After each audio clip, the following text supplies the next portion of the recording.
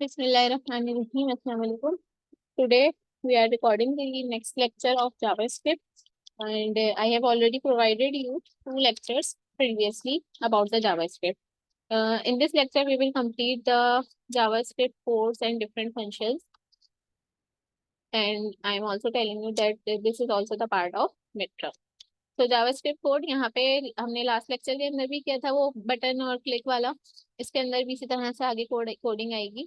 फिलहाल यहाँ पे क्या है, एचटीएमएल की कुछ कोडिंग हुई हुई है। यहाँ पे आपने पीआईडी डेमो लिखा और पैराग्राफ बना दिया। यहाँ पे आपने ये लिखा, ये कोड मैंने शायद पिछले लेक्चर में भी रन करके दिखाया था।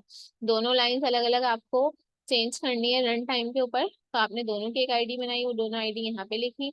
इनर एचटीएमएल उसके अंदर लगाया कि इनर एचटीएमएल यहाँ पे कॉल हो, डेमोस की आईडी है, यहाँ पे इनर एचटीएमएल कॉल हो, इसकी आईडी क्या है, माय डिव, और ये कन्वर्ट हो जाए हेलो डॉली और हाउ आर यू के अंदर।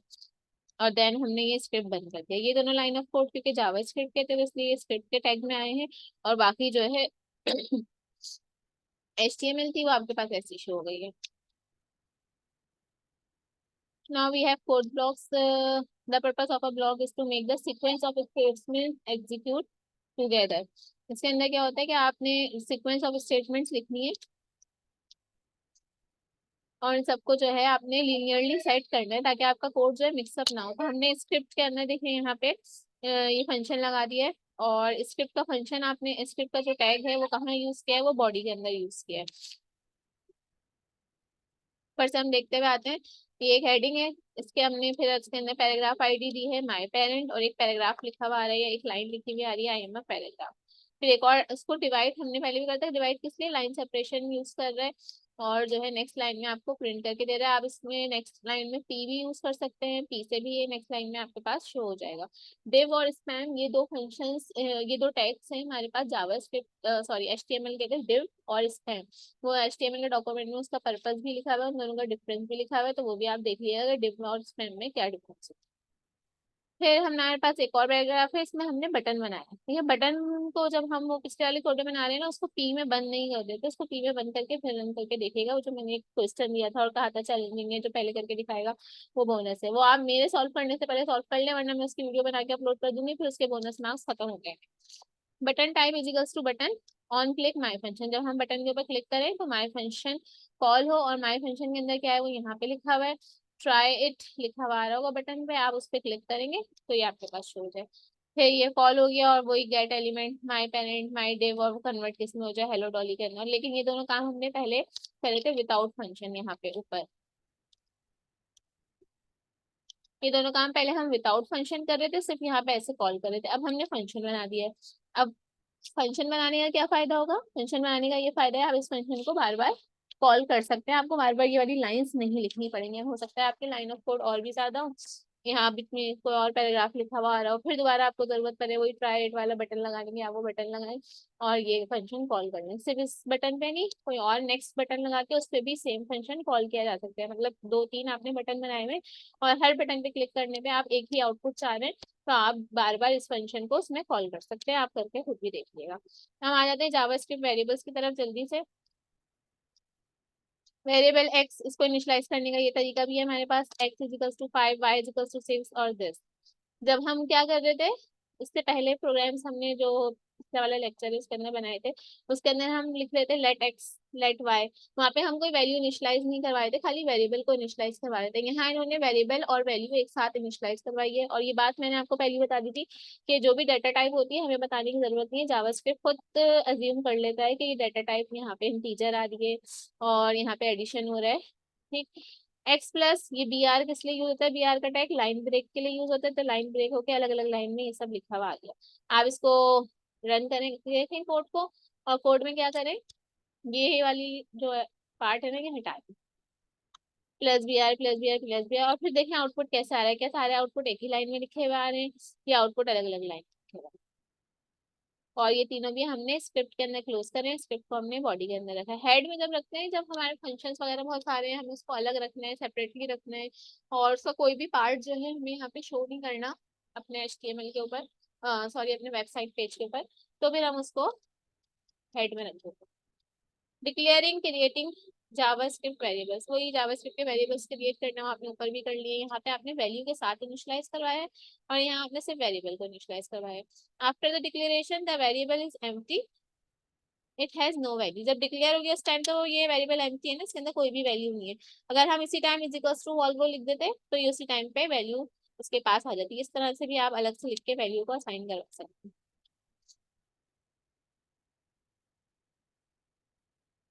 ये दो तरीके हैं वेरिएबल्स को इनिशियलाइज करने।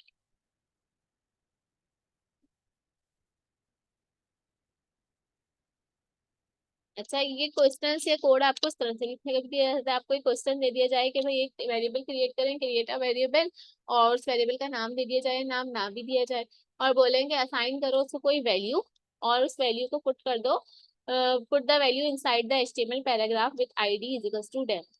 एक वैल्यू आपने जो पुट करी है उसको ID is equals to demo में रखना है, और इस डेमो को आप फंक्शन में कॉल करेंगे तो आपके पास वो वैल्यू प्रिंट होकर आएगा। तो देखिए इन्होंने क्या किया, सबसे पहले एक टेक्स्ट लिख के दिया, click the button to create a variable and display the result. Button on click बनाया इसके अंदर, फंक्शन माई ट्राई इट, और बटन बना हुआ आ जाएगा। फिर एक पी आई डी बनाई है डेमो, यानी ये जो पी बनाया था आपने इसको ये एक आईडी बना दी है, उसका नाम रखा है डेमो।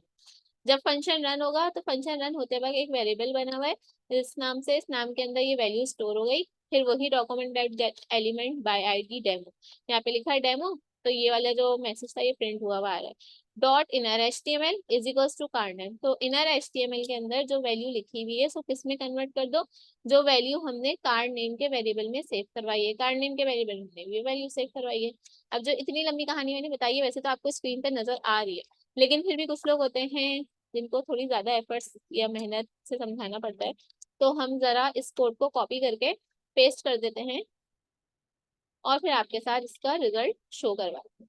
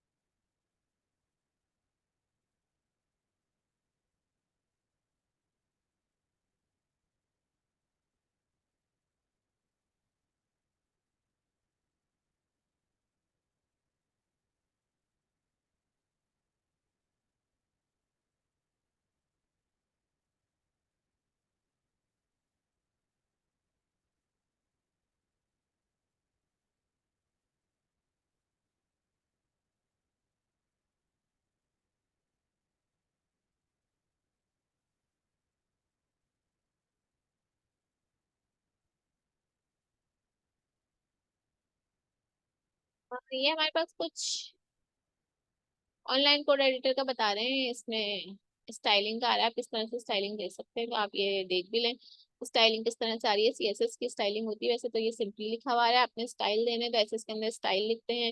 स्टाइल में क्या स्टाइल देना है, बैकग्राउंड का कलर चेंज करना है, या फिर जो है किसी वर्ड का टेक्स्ट का कलर चेंज करना है, कोई हाइट सेलेक्ट करनी है, वो सब चीजें हम यहाँ पे दे रहे होते हैं। तो सीएसएस स्टाइलिंग जो आपके पास मैंने डॉक्यूमेंट शेयर किया उसकी भी प्रैक्टिस करें, और जो आपके पास W3 स्कूल के अंदर सीएसएस स्टाइलिंग आ रही है उसको भी करें। फिलहाल हम जाते हैं डायरेक्टली, वो खुल गया ऑनलाइन एडिटर, तो मैं ऐसे लिख के नहीं खोलती बल्कि इसको ऐसे लिख के खोलूँ, W3 स्कूल्स जावास्क्रिप्ट, तो फिर हमारे पास वही उसी तरह के ट्यूटोरियल आएंगे जैसे हम प्रैक्टिस कर रहे थे। अब यहाँ पे कहीं भी किसी पोजीशन में जाके मैं एडिटर इसका खोल, जावास्क्रिप्ट अरिथमेटिक पे आ जाते हैं। ये सारे ऑपरेशन हम परफॉर्म कर सकते हैं इस तरीके से।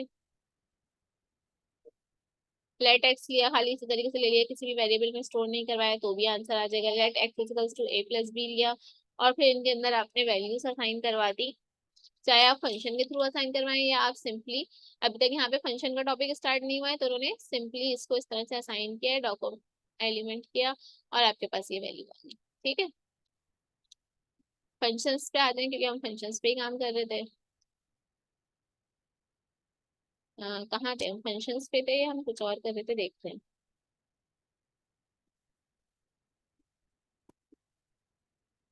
पहले ये देख लें, फंक्शन इन्वोक करने के दो तीन मेथड है। एक तो ये है कि यूजर जब क्लिक पे बटन पे क्लिक करे तो कोई फंक्शन इन्वोक हो जाए।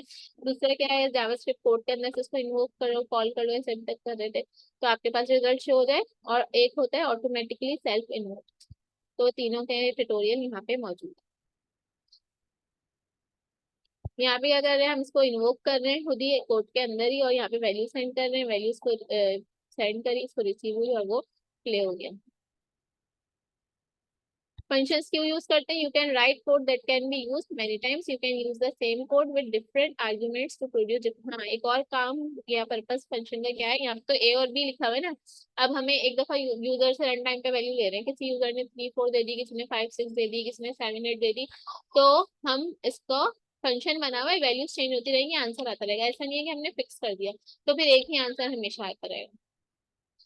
ये कन्वर्जन ये हमने देख ली थी लास्ट लेक्चर के अंदर, ठीक है। हमें फिलहाल क्या करना था, वहां से वर्ड डॉक्यूमेंट से एक कोड उठाना है और उस कोड को यहाँ पे कॉपी पेस्ट करके रन करके देखना है। तो मैं ये वाला कोड उठा लेती हूँ। इस कोड में समझाना क्या था कि बटन पे क्लिक कर रहे हैं तो ये HTML चेंज हो रही है, इनर HTML, और किस में कन्वर्ट हो रही है, जो इसका वेरिएबल का नाम सेव हुआ हुआ है उसके अंदर।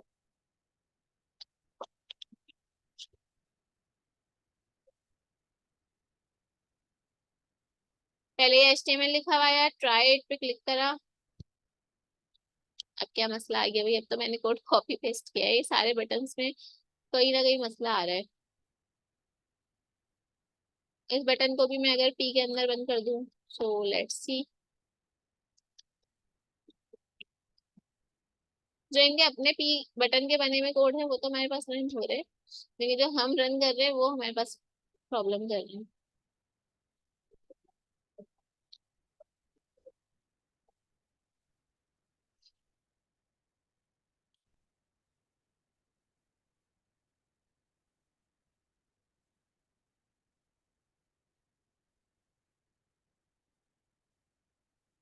चलिए फिलहाल मैं इस कोड पे अभी टाइम नहीं वेस्ट करने वाली, हम आगे बढ़ते हैं। ये प्रॉब्लम भी हमारी इंशाल्लाह सॉल्व हो जाएगी।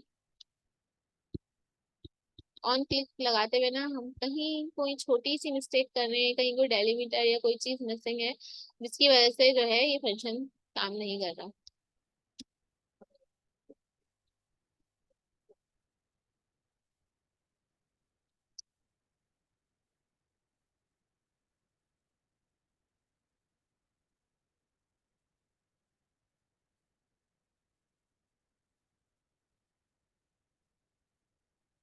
ये सारी जावास्क्रिप्ट की डाटा टाइप्स हैं, ऑब्जेक्ट, नल, अनडिफाइंड। ये सब तो आपको पता है यहाँ तक के, ठीक है।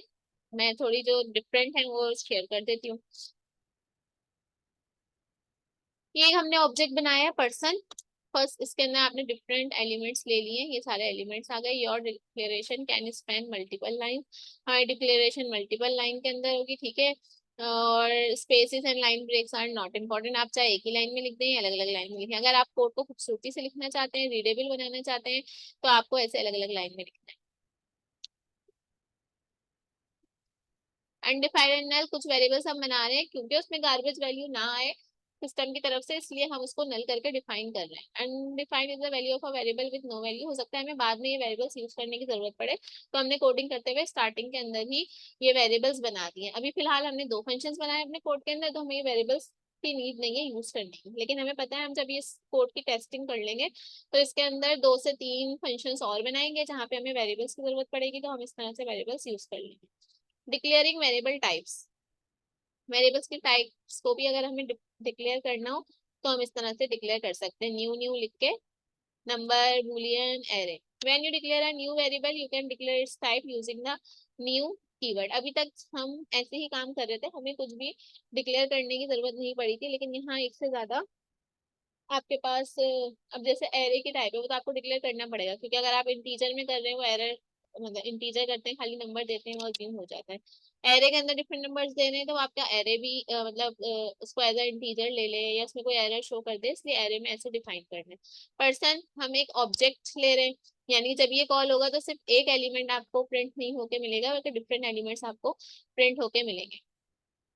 ये हमने समझा दिया, हम प्रैक्टिस की तरफ जा रहे हैं।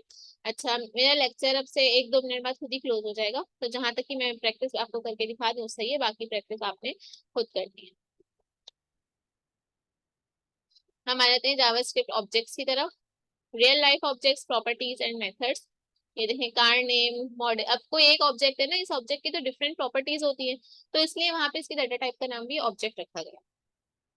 कार्ड, और इसके 4 फंक्शन बना दिए गए। स्टार्ट का फंक्शन हो तो ये लिखा हुआ आ जाए, ड्राइव का फंक्शन हो तो ये ब्रेक स्टॉप या कुछ और भी, ये तो प्रॉपर्टीज हैं और ये मेथड्स हैं। अगर कोई कोड बना हुआ है तो मैं जल्दी से रन करके दिखा देती हूँ। और जो ऑब्जेक्ट बना रहे हैं उससे पहले इन्होंने डाटा टाइप क्या लगाई है, character constant.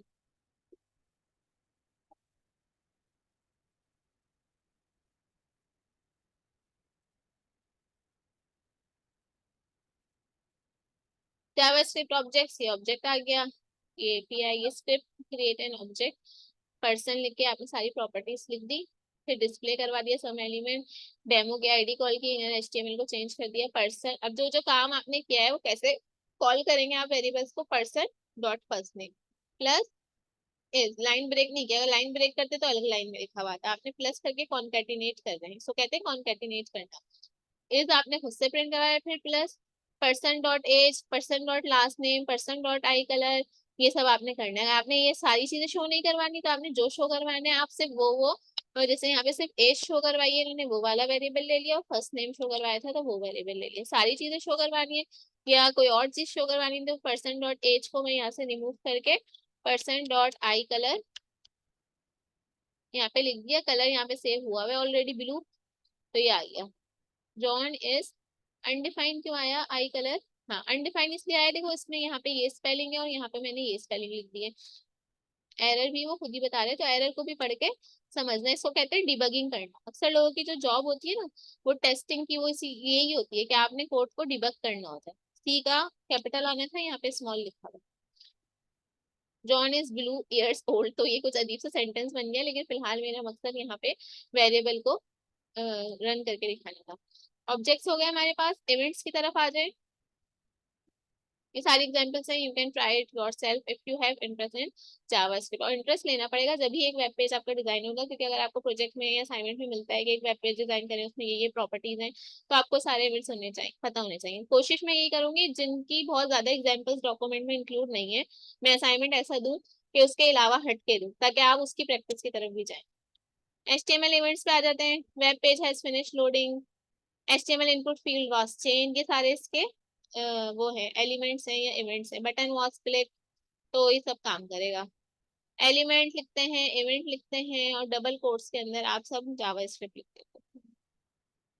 In the following example